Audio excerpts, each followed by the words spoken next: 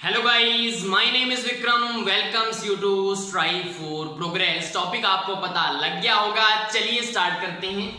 समीकरण के क्वेश्चन करने से पहले हम दोनों में डिफरेंस देखेंगे। किस किस में? सर्वसम्मिका और समीकरण में। तो सबसे पहला पॉइंट क्या है? समीकरण चर राशि क्या होती है? जो वेरिएबल होता है, जैसे एक्स वाई जेड।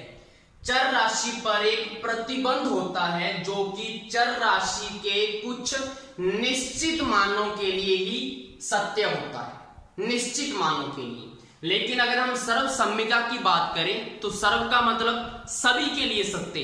जैसे कि सर्वसम्मिका चर राशि के सभी वास्तविक मानों के लिए सत्य होती है। पहला डिफरेंस हो गया। अगर इसके एग्जाम्पल की बात करें, जैसे कि समीकरण का एग्जाम्पल है 2x - 3 इक्वल में 0। अब आपको पता है अगर इसको हम हल करें तो आपको पता है यहाँ पे 2x इक्वल में क्या आ जाएगा? 3 आ जाएगा। उसके बाद x की वैल्यू कितनी आ जाएगी? 3/2। तो ये इसका आंसर आ चुका है x का। लेकिन अगर हम सर्वसम्मिका की बात करें तो यहाँ पे क्या होगा? x प्लस वाई का होल स्क्वायर जो है वो इक्वल होगा x² plus 2xy plus Y square के। चाहे यहाँ पे x और y की वैल्यू 2 और 4 दे दी जाए या कुछ भी दे दी जाए, हमेशा ये इक्वल में ऐसे ही खुलेगा। तो ये क्या होगा? एक सर्वसम्मिका होगी। उसके बाद अगर हम बात करें ax² plus bx plus c equal में 0, यदि x में एक द्विघात समीकरण है, आपको पता है घात कितनी है? x की द्विघात है ना यहाँ पे। अगर ये एक समीकरण होगी तो इसका सोल्यूशन क्या आएगा? x इक्वल में माइनस का b plus minus b² minus 4ac का root upon 2a, where a not equal में 0। क्यों? क्योंकि आपको पता है a जो है डिवाइड में आ रहा है। अगर किसी को 0 से डिवाइड देते हैं तो वो इनफाइनाइट बन जाता है, इसलिए a नॉट इक्वल टू 0 होना चाहिए। तो इसका हल ये होगा अगर ये समीकरण होगी। उसकी बजाय अगर ये एक सर्वसम्मिका हो तो यहाँ पे क्या होगा? तो यहाँ पे कंडीशन क्या है कि a इक्वल होगा b के, b इक्वल होगा c के, और ये तीनों 0 के इक्वल होने चाहिए। क्यों? राइट साइड में क्या है? 0 है, तो इसको जरूरी है कि ये क्या होने चाहिए? तीनों 0 होने चाहिए इसकी वैलिडिटी के लिए। तो ये दोनों में क्या है? डिफरेंस है। नेक्स्ट हम यहाँ पे एक चर वाले क्वेश्चंस का हल करेंगे। आपको पता है कि समीकरण में सिर्फ आपको एक चर दिख रहा है, कौन सा? x। तो फर्स्ट हमारा क्वेश्चन क्या है? 2x - 3 इक्वल में 5 - 3x का हल ज्ञात करें। तो आपको पता है यहाँ पे क्या है हमारे पास? 2x - 3 इक्वल में 5 - 3x। तो आप क्या करेंगे? x वाले को एक साइड में ले जाएं, माइनस का 3x लेफ्ट साइड में आके क्या हो जाएगा? प्लस का 3x हो जाएगा, और जो माइनस का 3 है वो उधर जाके प्लस का 3 हो जाएगा। अब इसके बाद 3 और 2 कितने होते हैं? 5। तो 5x इक्वल में 5 और 3 8। तो x की वैल्यू यहां से कितनी आ जाएगी? 8/5। यही इसका क्या होगा? हल होगा। उसके बाद सेकंड क्वेश्चन क्या है? या आपको ऐसे स्टेटमेंट में क्वेश्चन दिया हो सकता है, कैसे? वह संख्या ज्ञात कीजिए जिसका 1/4 7 से 3 अधिक हो। वह संख्या जिसका 1/4, तो यहां पे संख्या को x मान लो, इसका 1/4 कितना होगा? x/4 होगा। वह संख्या ज्ञात कीजिए जिसका 1/4 7 से 3 अधिक हो। मतलब ये क्या है? 7 से 3 अधिक है। इसकी जो वैल्यू आएगी किसी संख्या के 1/4 की, वो 7 + 3 होगा। इसका मतलब ये है। तो यहां से सिंपली x की वैल्यू कितनी आ जाएगी? x इक्वल में 7 और 3 कितने होते हैं? 10 होते हैं। 10 × में 4। तो यहां से कितना आएगा आंसर? 40 इसका आंसर आ जाएगा। उसके बाद आपको क्वेश्चन आयु के अकॉर्डिंग पूछ सकते हैं। जैसे कि चिंकू की आयु अपने भाई पिंकू से 3 गुनी है। यदि उनकी आयु में अंतर 14 वर्ष हो तो पिंकू की आयु क्या है? आपको ऐसा क्वेश्चन आ सकता है। तो आपको पता है कि चिंकू की आयु अपने भाई पिंकू से 3 गुनी है। तो आप क्या करें? आप पिंकू की जो आयु है उसको x मान लें, क्योंकि आपको ये भी पता है कि पिंकू की फाइंड करनी है, तो x की वैल्यू फाइंड करनी है। अब आपको पता है कि चिंकू की जो है आयु वो पिंकू से 3 गुनी है, तो मतलब अगर इसकी x है तो यहाँ पे इसकी कितनी आएगी? 3x आएगी। बिल्कुल। यदि उनकी आयु में अंतर 14 वर्ष हो, इन दोनों की आयु में अंतर कितना है 14 वर्ष, तो x माइनस जो 3x है वो कितना दे रखा है 14 दे रखा है। लेकिन आपको पता है कि बड़ी कौन सी, हमेशा बड़ी में से छोटी वाली को माइनस किया जाता है। तो आपने अगर ये किया होगा तो यहाँ पे ये गलत ही आएगा ना, तो आपने ये चीज नहीं करनी, इसलिए मैंने पहले ये चीज लिखी है ताकि आपको समझ में आए। कई बच्चे क्या करते हैं सीधा इसको माइनस किया और लिख दिया स्टेटमेंट। कोई लॉजिक भी तो बनना चाहिए ना, जब आपको ये पता है कि ये 3 गुनी है और ये क्या है x है, तो बड़ी कौन सी है 3x है ना, तो 3x माइनस x करेंगे तभी तो 14 वर्ष आएगा ना। अगर छोटी में से बड़ी माइनस करोगे आप तो माइनस में आएगा आंसर। तो यहाँ पे आपको क्या करना होता है, ये आपको सोचना पड़ता है कि जो बड़ी है उसमें से छोटी माइनस करेंगे तब इक्वल में 14 लिखेंगे आप, ये आपका गलत होगा। क्लियर। अब आपको पता है 3x माइनस x कितना होता है 2x होता है, तो 2x इक्वल में 4, तो x की वैल्यू यहाँ पे कितनी आएगी 14/2 7। तो यहां से x की वैल्यू 7 आ चुकी है, तो मतलब पिंकू की आयु कितनी है 7 वर्ष है। अगर आपको पूछ लिया जाए कि चिंकू की आयु भी बताओ, तो आपको पता है 7 तिया 21, क्योंकि 3 मल्टीप्लाई में है 21 इसका आ जाएगा। अब आपको अगर चेक करना हो तो ये 14 भी बनेगा। देखो 21 माइनस 7 कितने होते हैं 14 होते हैं। तो ये आपका क्वेश्चन है। नेक्स्ट आपका क्वेश्चन क्या है, आपको भिन्न वाले क्वेश्चन वो पूछ सकता है। कैसे कि किसी भिन्न का हर अंश से 4 कम है। पहले उतनी स्टेटमेंट को पूरा कर लिया करो। आपको पता है हर कौन सा होता है और अंश कौन सा होता है। अंश होता है न्यूमरेटर और हर होता है डिनोमिनेटर। तो मतलब जो भिन्न होती है उसमें ऊपर वाला क्या होता है अंश होता है और नीचे वाला हर होता है। तो उसने बोला है किसी भिन्न का हर अंश से 4 कम है, तो अंश को मैंने x मान लिया और यहाँ पे क्या आएगा फिर x माइनस 4 आएगा। उसके बाद क्या लिखा है, यदि अंश में 6 जोड़ दिया जाए तो वह हर का तिगुना हो जाता है।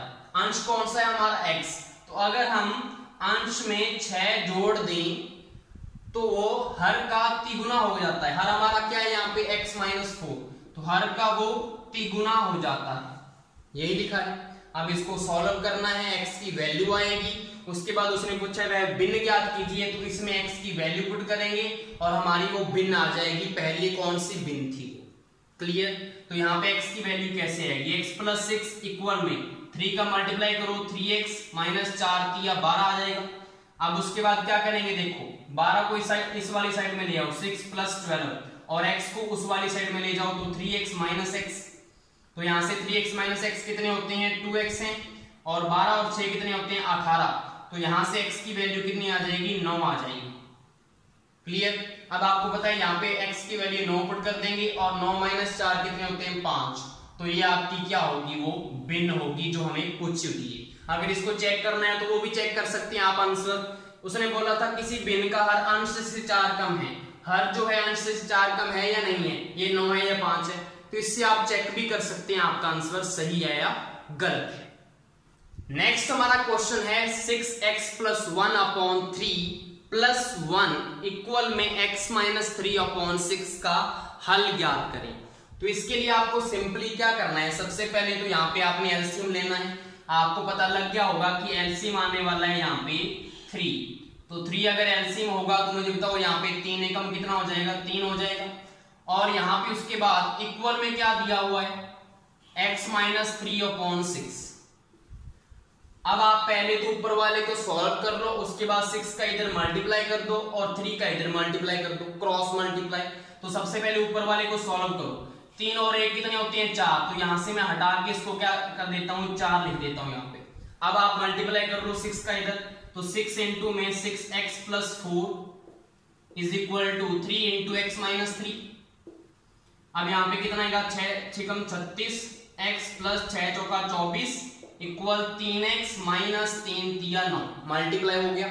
अब आपको पता है 36x है इधर 3x है, बड़ा कौन सा ये वाला, तो छोटे वाले को इधर वाली साइड में ले आओ तो 36x माइनस 3x इक्वल में यहाँ पे देखो चलो उस वाले में साइड में ले जाओ इसको, माइनस का 24 माइनस का 9, क्योंकि ये बाद में सॉल्व हो जाएगा आपका। 36 और 36 में से 3 गया 33x, तो यहां से कितना आ गया 33x आ गया। और उसके बाद यहाँ पे कितना आएगा देखो, माइनस का 24 और माइनस का 9 है, तो दोनों ऐड होंगे क्योंकि दोनों माइनस की हैं। तो 9 और 4 कितने होते हैं 13, तो यहाँ पे कितना आएगा माइनस का 33 आ जाएगा। अब आपको पता है x की वैल्यू कितनी आएगी, माइनस का 33 अपॉन 33, तो यहाँ से वैल्यू कितनी आ जाएगी माइनस का 1। ये आपका क्या होगा, आंसर होगा। नेक्स्ट हमारा टॉपिक है दो चरों वाले रेखिक समीकरण, और उनके क्वेश्चन करने से पहले आपको कुछ बेसिक टर्म्स पता होनी चाहिए। कैसे कि अगर दो चरों वाली इक्वेशन दी होगी तो इसमें आपको दो इक्वेशंस दी होंगी, जैसे कि a1x plus b1y plus c1 equal में 0 और दूसरी a2x plus b2y plus c2 equal में 0। किसी भी दो चरों वाली इक्वेशन को सॉल्व करने के लिए हमेशा दो इक्वेशन आपको चाहिए। तो यहाँ पे ये दो इक्वेशन जो है वो दो रेखाओं को रिप्रेजेंट करेंगे। अब ये रेखाएं कौन सी हो सकती हैं, क्या पता वो एक प्रतिच्छेदी रेखा हो, क्या पता वो समांतर रेखाएं हो, क्या पता वो संपाती रेखाएं हो। अब अगर वो एक प्रतिच्छेदी रेखाएं हैं तो आपको पता है प्रतिच्छेदी रेखाएं क्या करती हैं, एक बिंदु पर एक दूसरे को काटती हैं। तो इसका मतलब क्या होगा कि उसका एक अद्वितीय हल होगा, उसका एक हल जरूर होगा। ठीक है, तो इसके लिए इसकी कंडीशन क्या बनेगी, इक्वेशन के according a1 by a2 not equal b1 by b2 होगा, और ये वाला जो निकाय होगा इसको बोला जाएगा संगत निकाय। ये जब आप क्वेश्चन करोगे तो आपको बिल्कुल अच्छे से समझ में आ जाएगा। दूसरा है समांतर रेखाएं। अब अगर समांतर रेखाएं हैं तो मुझे बताओ ये किसी बिंदु पर एक दूसरे को काटेंगी क्या, नहीं काटेंगी, तो क्या इसका कोई हल आ सकता है, हल इसका नहीं आ सकता। तो इसका कोई हल नहीं, इसका कोई भी हल नहीं होगा। और इसके लिए कंडीशन क्या होगी, a1 by a2 तो इक्वल होगा b1 b2 के, लेकिन ये इक्वल नहीं होगा c1 by c2 के। और ये वाला जो निकाय है इसको बोला जाएगा असंगत निकाय। क्लियर। उसके बाद क्या पता वो रेखाएं संपाती रेखाएं हो। अब आपको पता है संपाती रेखाएं क्या होती हैं, एक ही रेखा के ऊपर अगर दूसरी रेखा हो तो उसको संपाती रेखाएं बोलते हैं। तो इसके तो बहुत सारे हल आ जाएंगे, बहुत सारे बिंदु एक रेखा के दूसरे बिंदु पर भी आ रहे हैं, तो हल बहुत है, तो इसको अनंत हल कहेंगे।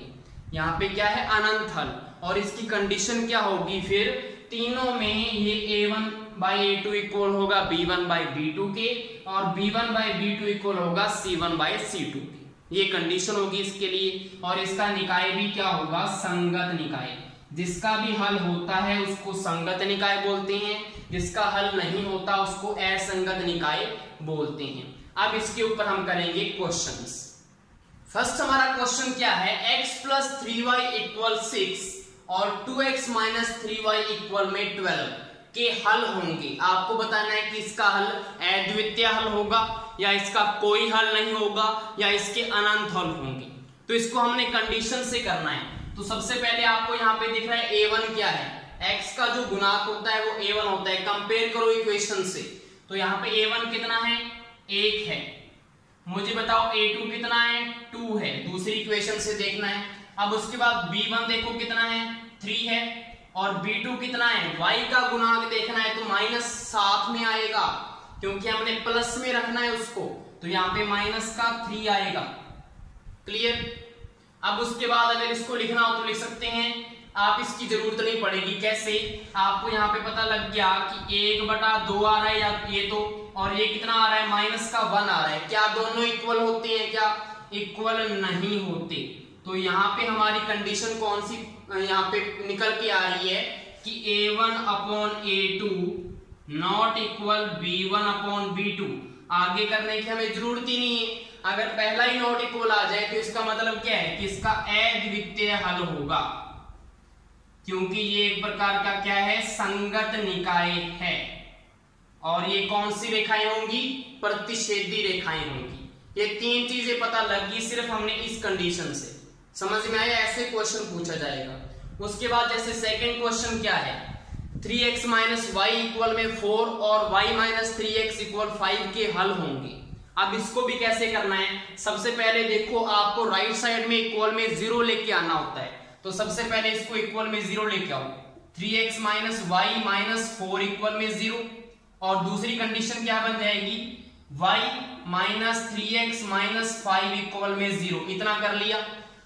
अब आपको पता है कि पहले हमारा x होना चाहिए अगर हमने a1 a2 निकालना है, या अगर आपकी प्रैक्टिस हो जाए तो इसको आप सीधा भी कर सकते हैं, लेकिन अगर किसी बच्चे की प्रैक्टिस नहीं है तो पहले वो x को आगे ले आओ, माइनस का 3x आगे लिख दिया, प्लस का y पीछे ले गए और माइनस का 5 यहाँ पे पढ़ा ही हुआ है। अब इन दोनों में आप कंपेयर करो, a1 a2 वगैरह देखो, यहाँ पे ऊपर क्या a1 है 3 है और a2 कितना आया, माइनस का 3 आया। आप इसको ऐसे भी देख सकते थे ना कि 3 माइनस 3, क्योंकि x का गुणांक देखना है पहले हमने, फिर हमने y का गुणांक देखना है। लेकिन अगर नहीं पता लग रहा तो मैंने चेंज करके इसको लिख दिया।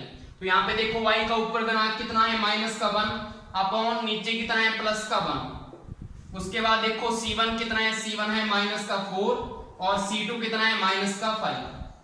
अब आप तीनों में कंपेयर करो कि क्या कुछ सेम आ रहा है। आपको पता है 3 माइनस 3 कितना होता है, माइनस का 1 आएगा, ये माइनस का 1 है ही, और यहाँ पे माइनस माइनस कट जाएगा तो यहाँ पे 4/5 आ जाएगा।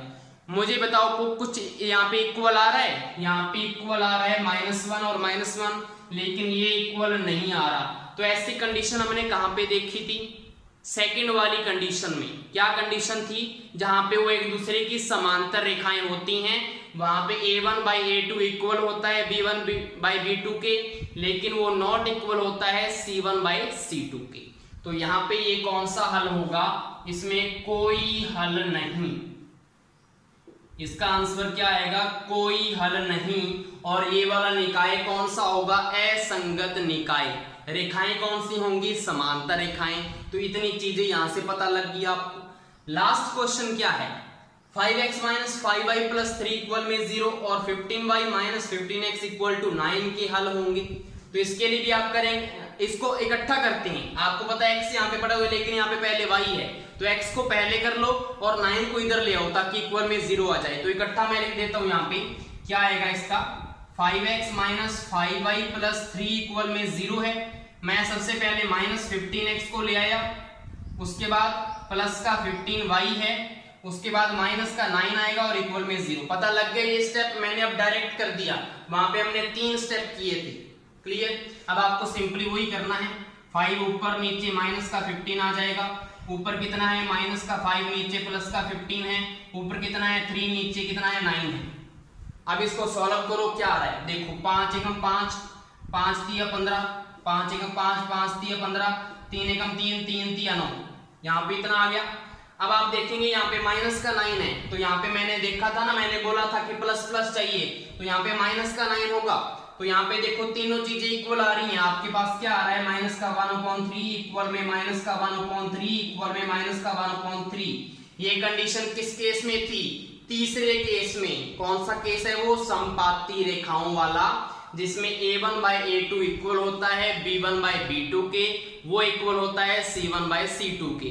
तो इसके हल कितने होंगे, इसके होंगे अनंत हल, अनंत हल होंगे, संगत निकाय होगा, संपाती रेखाएं हैं ये। समझ में आ गया। इस टाइप के आपको क्वेश्चन इसमें पूछे जाते हैं।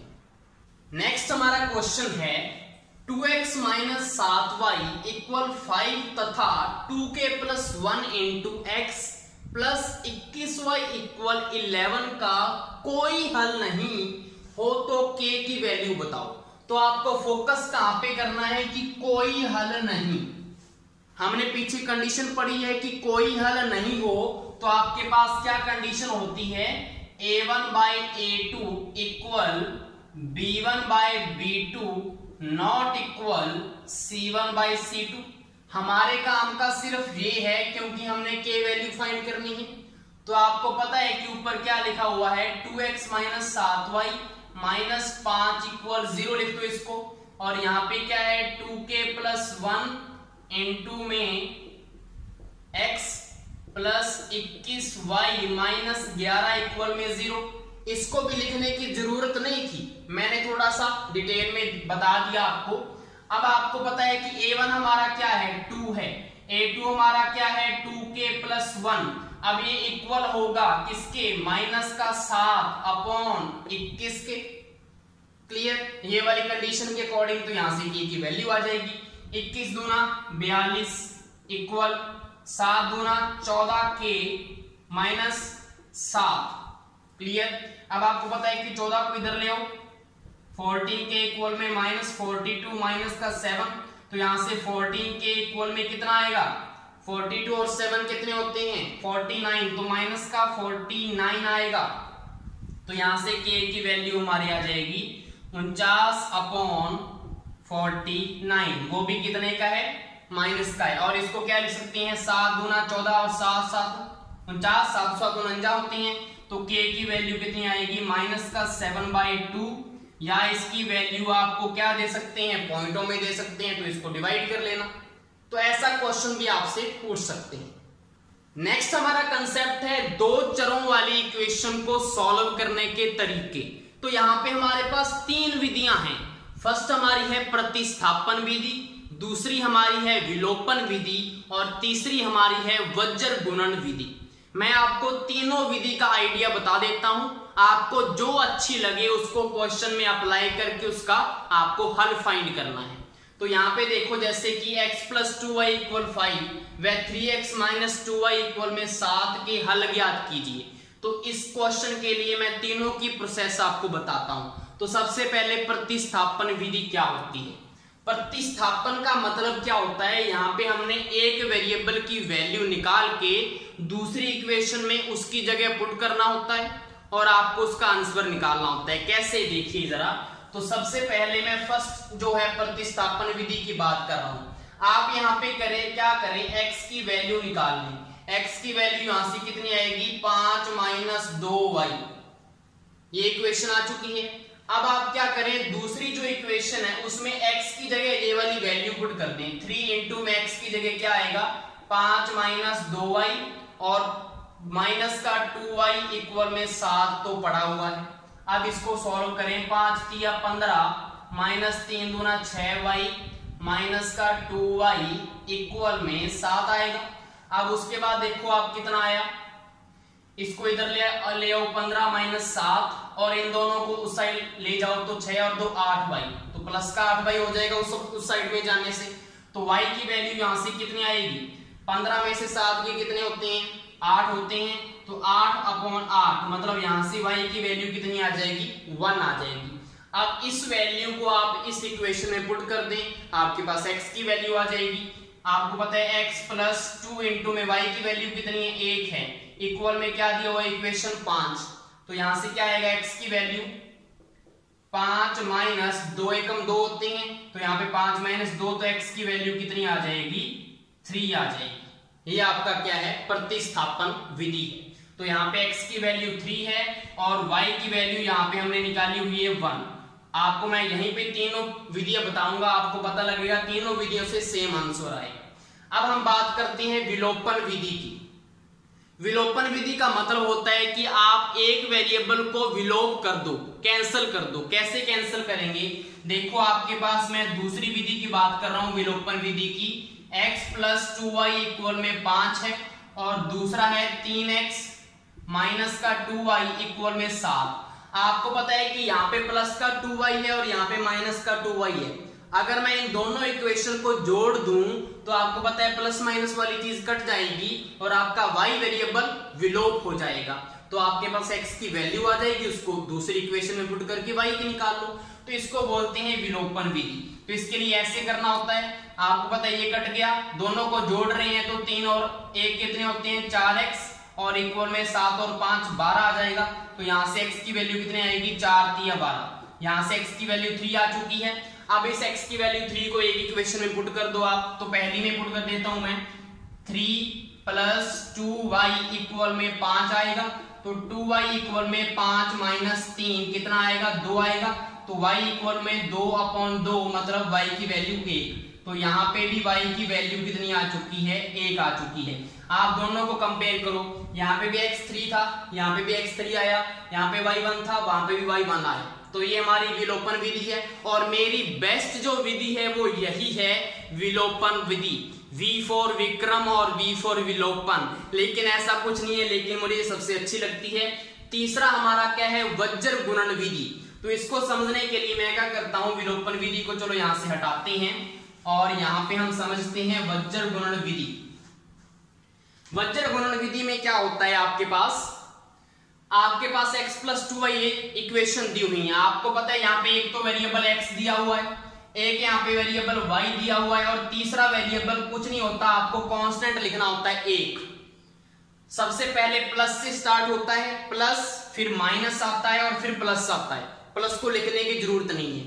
उसके बाद आपको यहाँ पे ये ऐसे डिवाइड का साइन बनाना होता है। अब इनके नीचे क्या आएगा वो हमें चेक करना है। नीचे कैसे पता लगेगा, आप इसको क्या करो, ऊपर और नीचे लिख लो दोनों इक्वेशन को। कैसे, x प्लस 2y इक्वल में 5 लिखा हुआ है, आप इसको क्या करो, माइनस का 5 करके पहले तो 0 के इक्वल लिखोगे, फिर यहाँ पे 3x माइनस का 2y माइनस का 7 लिख के इसको 0 के इक्वल लिखोगे। पहले तो आपको पता है कि राइट साइड में 0 आनी चाहिए। अब आपने क्या करना है, x के नीचे क्या आएगा, x वाले को भूल जाओ दोनों में, और जो आगे लिखा हुआ है उसमें उसको मल्टीप्लाई करना है। कैसे, यहाँ पे माइनस का 7 लिखा हुआ है, 7 को 2 से करो, 7 दूना 14, तो माइनस का 14 आएगा यहाँ पे। अब यहाँ पे माइनस करना होता है, माइनस क्या होगा आपका, ये वाला मल्टीप्लाई करना है। मतलब पहले तो आपको ऐसे मल्टीप्लाई करना है, उसके बाद आपको ऐसे मल्टीप्लाई करना है, क्रॉस मल्टीप्लाई। तो यहाँ पे देखो 5 दूना 10, ये माइनस का है, ये भी माइनस का है, तो माइनस माइनस कितने हो जाएंगे, प्लस। तो यहाँ पे प्लस का 10 आएगा। समझ में आया पहला स्टेप। दोबारा बताता हूं कि x वाले को भूल जाओ, आपको पहले तो ऐसे क्रॉस मल्टीप्लाई करना है, तो माइनस का 7 दूना 14, तो माइनस का 14 आएगा। उसके बाद यहाँ पे माइनस का साइन आएगा। उसके बाद आपको ऐसे मल्टीप्लाई करना है, तो 5 दूना 10, लेकिन ये भी माइनस का है, ये भी माइनस का है, तो माइनस माइनस प्लस, और यहाँ पे प्लस का 10 आएगा। बीच में तो हमने माइनस करना है ना, घटाना है दोनों को, इसलिए माइनस लिखा हुआ है। समझ में आ गया। दूसरा स्टेप और क्लियर हो जाएगा आपको। और ये इक्वल में होता है तीनों वैल्यूज। अब देखो हमने y की वैल्यू फाइंड करनी है, तो बीच वाले को भूल जाओ। बीच वाले को अगर भूल जाएं तो आपको पता है कि माइनस का 7 का इससे मल्टीप्लाई करेंगे, x का गुणांक क्या है, 1 है, तो माइनस 7 एकम 7 आएगा और यहाँ पे माइनस लगेगा। अब दूसरा देखो, यहाँ पे इसका मल्टीप्लाई करो, माइनस 5 का 3 से किया, 5 3 15, किसका आएगा, माइनस का, क्योंकि प्लस माइनस माइनस होती हैं। लेकिन माइनस पहले ही पड़ा हुआ है, तो यहाँ पे लिख दो ब्रैकेट में, आप माइनस का 15 लिख दो। ब्रैकेट को खोल लेंगे तो प्लस हो जाएगा, पता लग जाएगा आपका। अब एक के नीचे क्या आएगा, ए वाला जो कांस्टेंट वैल्यू होती है उसको भूल जाओ। अब आपने क्या करना है, माइनस 2 एकम 2, और यहाँ पे माइनस और 3 दूना 6, ये प्लस का ये दोनों, तो 6 आएगा सीधा ही। अब आपने क्या करना है, यहाँ पे देखो इसको सॉल्व कर लो। 14 और 10 कितने होते हैं, क्योंकि दोनों माइनस के हैं, तो माइनस का कितना आएगा, 24 आएगा, इक्वल में माइनस का y अपॉन में, ये देखो माइनस का 7, माइनस माइनस कितने हो जाएंगे, प्लस का 15, तो प्लस का 15 बड़ा है और माइनस का 7 छोटा है, तो कितना आंसर आएगा, 15 में से 7 गया 8, तो यहाँ पे 8 प्लस का आएगा, पता लगा। उसके बाद 1 अपॉन में 6 और 2 कितने होते हैं, 8, तो माइनस का 8 आ गया। अब आपने क्या करना है, इन दोनों को कंपेयर करना है कांस्टेंट वैल्यू के साथ। पहले तो इसको इसके साथ कंपेयर करो। कैसे, कि आपको पता है कि x अपॉन में माइनस का 24 इक्वल है 1 अपॉन माइनस के 8 से, क्रॉस मल्टीप्लाई करो, माइनस का 8x इक्वल में माइनस का 24, माइनस से माइनस कट जाएगा और x की वैल्यू कितनी आएगी, 8 या 24, तो यहाँ से x की वैल्यू कितनी आ गई, 3 आ चुकी है, यहाँ पे भी 3 था। अब आपने क्या करना है, y की वैल्यू निकालने के लिए y और इसको कंपेयर करना है, तो क्या आएगा, माइनस का y upon 8 is equal to 1 upon में माइनस का 8, क्रॉस मल्टीप्लाई करो, माइनस माइनस क्या हो जाएंगे, प्लस का 8y इज इक्वल टू 8 एकम 8, तो y की वैल्यू क्या आ जाएगी, 8 अपॉन 8 इक्वल में 1, तो यहाँ पे भी y की वैल्यू क्या आ चुकी है, 1 आ चुकी है। इसको बोलते हैं वज्र गुणन विधि, ये हमारी तीसरी विधि है। समझ में आया। एक बार और बताता हूं, सबसे पहले आपको वेरिएबल कौन से है वो ऊपर लिखने होते हैं, प्लस से स्टार्ट करना है, फिर दूसरे वाला माइनस आएगा, फिर तीसरे वाला प्लस का, तीसरे वाला क्या होगा, कांस्टेंट 1 लिखना होता है, फिर डिवाइड बनाना होता है, डिवाइड के नीचे क्या आएगा, अगर x का फाइंड करना है तो x वालों को भूल जाओ, आपने ऐसे पहले तो मल्टीप्लाई करना है, फिर ऐसे करना है, उल्टा मत कर देना, पहले इसको इससे मल्टीप्लाई करोगे, फिर माइनस करना होता है, फिर दूसरा मल्टीप्लाई।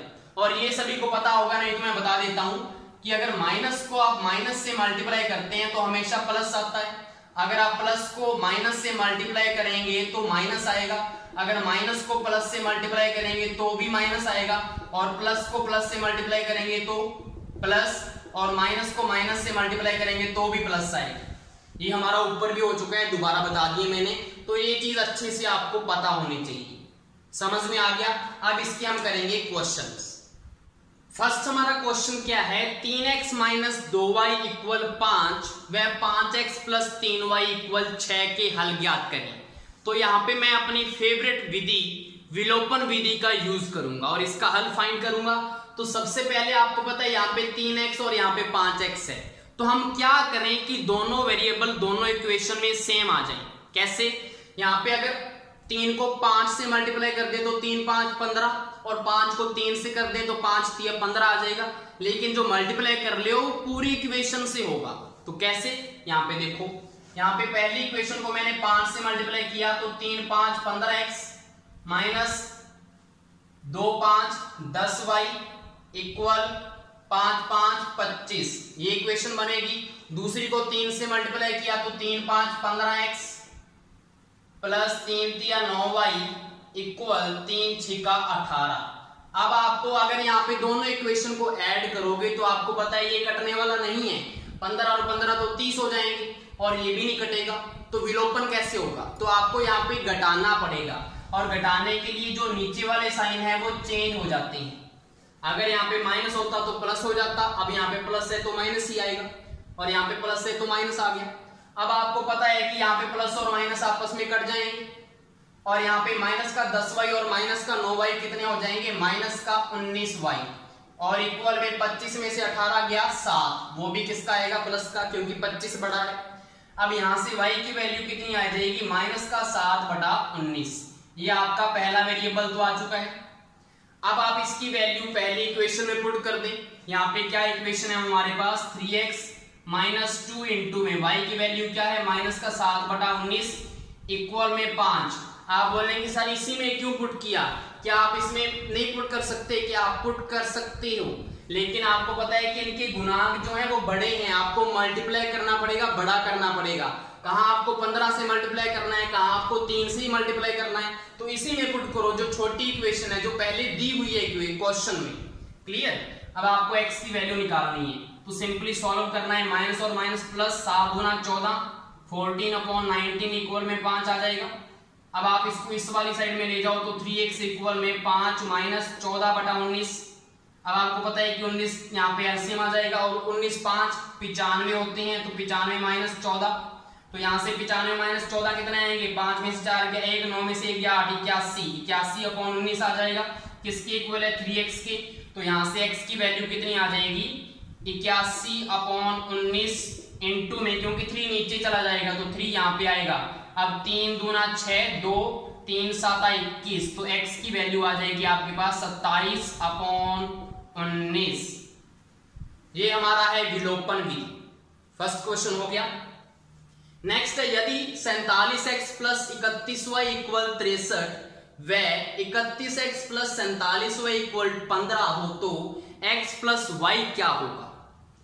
तो आपको यहाँ पे x प्लस y फाइंड करना है। आपको देखने से पता लग रहा है कि अगर मैं इस इक्वेशन को इस इक्वेशन में जोड़ दूं तो आपके पास x प्लस y सीधा ही आ जाएगा। कैसे? आपको पता है 47 और 31 कितने आएंगे? यहाँ पे मैं लिख रहा हूं 7 और 1 8 आ जाएगा, 4 और 3 7 आ जाएगा, 78x आ जाएगा जोड़ने से। दोनों इक्वेशन को हम जोड़ रहे हैं, इस दोनों को जोड़ेंगे तो 7 और 1 8, 4 और 3 7, यहाँ पे 78y आ जाएगा, और यहाँ पे 5 और 3 8, 6 और 1 7, यहाँ पे भी 78 आ जाएगा। अब बोलेंगे सर यहाँ पे x प्लस वाई कैसे आया? आ गया ना, 78 कॉमन निकाल लो। तो यहाँ पे 78 हमने अगर कॉमन निकाल लिया तो x प्लस वाई इक्वल में 78 आ चुका है। अब 78 उसके डिवाइड में चला जाएगा तो x प्लस वाई की वैल्यू कितनी आ जाएगी? 1 आ जाएगी, क्योंकि 78 को 78 से डिवाइड करोगे तो 1 ही आएगा ना। तो ये इसका क्या है? सोल्यूशन है।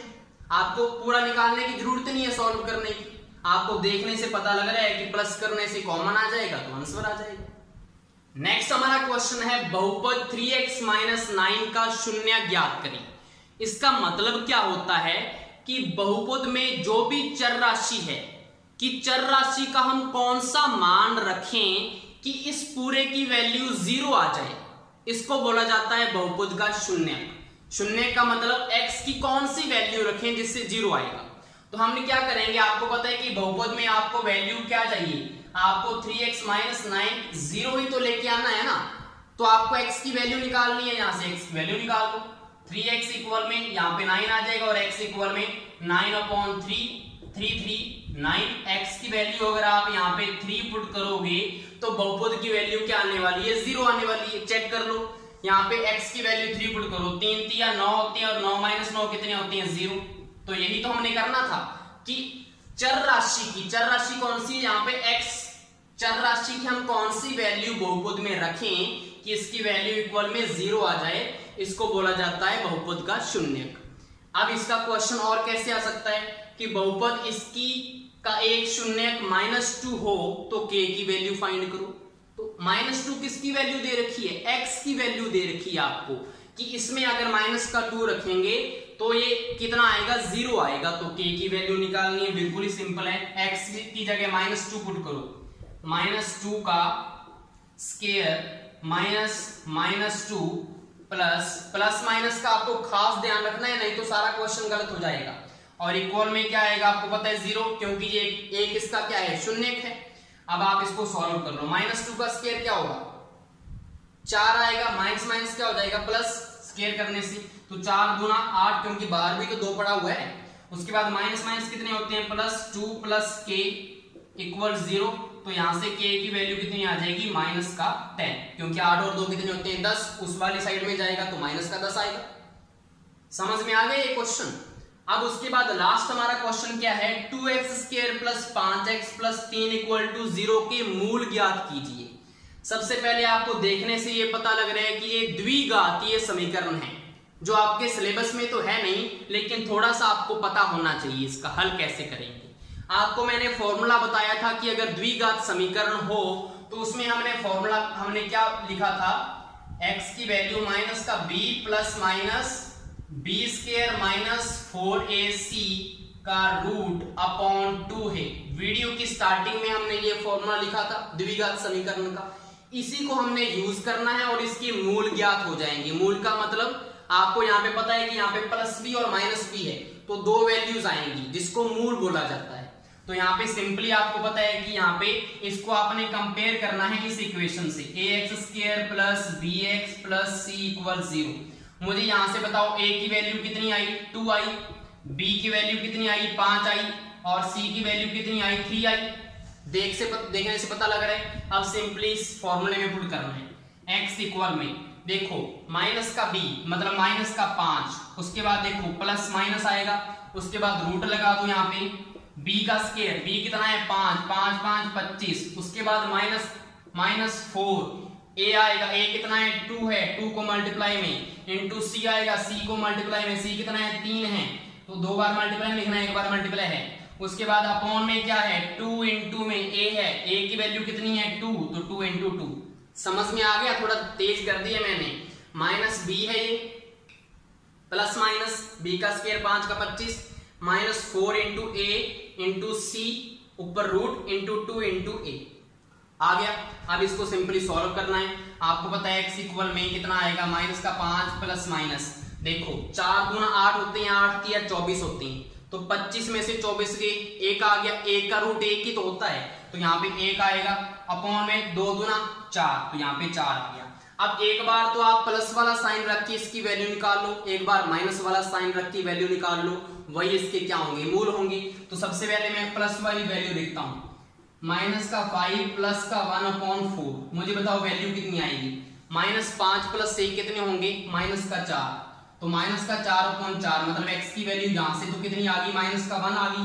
अब आप क्या करो, माइनस पुट करो, x का -5 -1/4, एक बार प्लस है एक बार माइनस है ना, तो -5 -1 कितने होते हैं, -6, तो यहाँ पे कितना आएगा, -6/4। इसको हम क्या लिख सकते हैं, 2 दूना 4, 2 3 6, तो मतलब दूसरी वैल्यू कितनी आएगी, x की वैल्यू -3/2। ये इसके क्या होंगे, मूल होंगे, x की वैल्यू -1 और x की वैल्यू -3/2। कुछ भी नहीं करना, इस इक्वेशन को इसके साथ कंपेयर करके इस फॉर्मूले में वैल्यू पुट करनी है और प्लस और माइनस 2 वैल्यू निकालनी है अगर क्वेश्चन आ जाए, लेकिन ये सिलेबस में है नहीं तो मैंने थोड़ा सा आपको करवा दिया। और इसी वीडियो के साथ हमारा यूनिट फर्स्ट भी टोटली कंप्लीट होता है। Thank you.